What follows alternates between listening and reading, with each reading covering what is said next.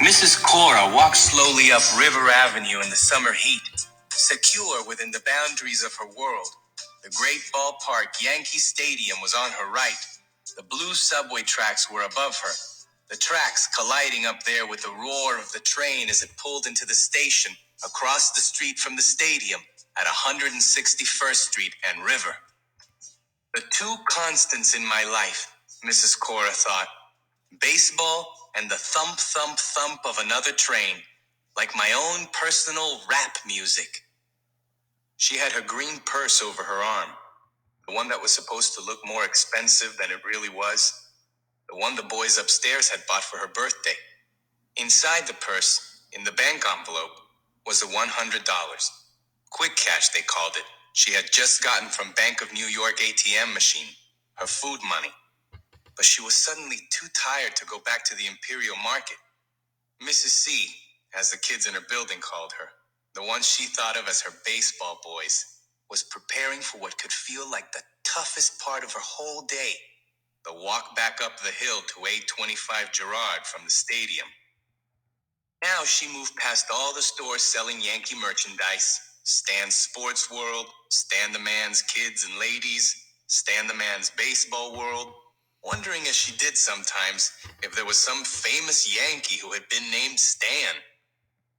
He hit her from behind. She was in front of Stan's bar and restaurant, suddenly falling to her right, onto the sidewalk in front of the window as she felt the green purse being pulled from her arm, as if whoever it was didn't care if he took Mrs. Cora's arm with it. Mrs. Cora hit the ground hard, rolled on her side, feeling dizzy, but turning herself to watch this. What? This boy not much bigger than the baseball boys at 825 Girard. Watched him sprint down River Avenue as if faster than the train that was right over her head this very minute, pulling into the elevated Yankee Stadium stop. Mrs. Cora tried to make herself heard over the roar of the Ford train. "Stop!" Mrs. Cora said. Then, as loud as she could manage, "Stop, thief!" There were people reaching down to help her now, neighborhood people, she was sure. Voices asking if she was all right, if anything was broken. All Mrs. Cora could do was point toward 161st Street. "My food money," she said, her voice cracking. Then, a man's voice above her was yelling, "Police!" Mrs. Cora looked past the crowd starting to form around her, saw a policeman come down the steps from the subway platform, saw him look right at her, and then the flash of the boy making a left around what she knew was the far outfield part of the stadium. The policeman started running, too. The thief's name was Ramon. He was not the smartest 16-year-old in the South Bronx, not even close to being the smartest, mostly because he had always treated school like some sort of hobby. He was not the laziest either. This he knew, because there were boys his age who spent much more time on the street corner and sitting on the stoop than he did.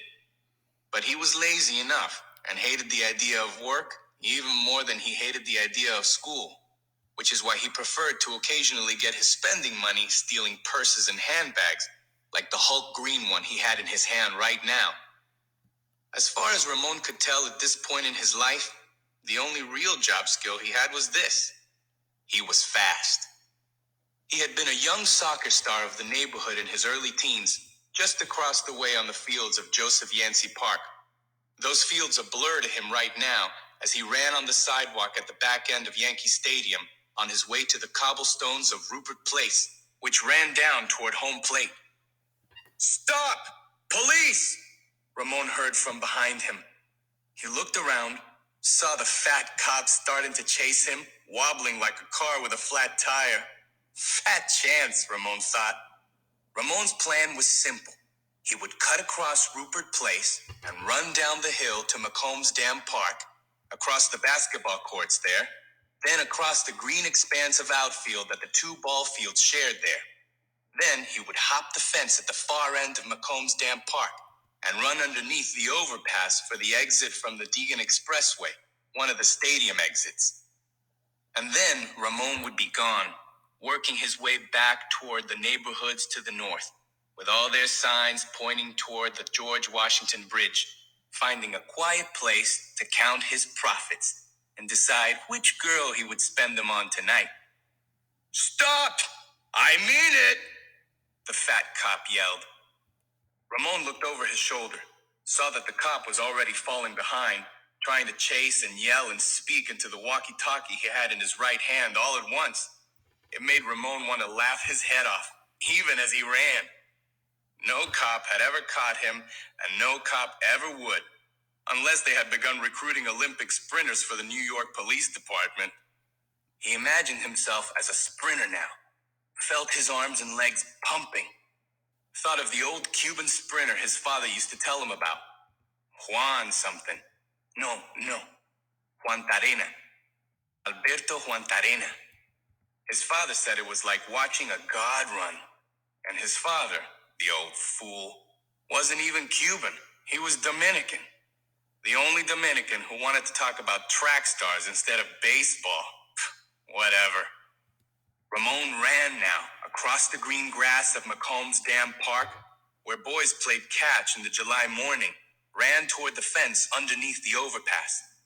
It wasn't even noon yet, Ramon thought, and I've already earned the whole day's pay. He felt the sharp pain in the back of his head in that moment, like a rock hitting him back there. Then Ramon went down like somebody had tackled him from behind. What the? Ramon, who wasn't much of a thinker, tried to think what had just happened to him, but his head hurt too much. Then he went out. When the thief opened his eyes, his hands were already cuffed in front of him.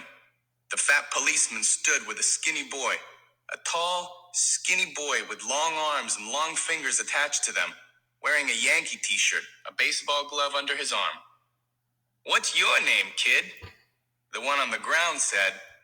"Ramon," thinking the policeman was talking to him. The cop looked down, as if he'd forgotten Ramon was there. "Wasn't talking to you." "Michael," the skinny boy said. "Michael Arroyo." "And you're telling me you got him with this from home plate?"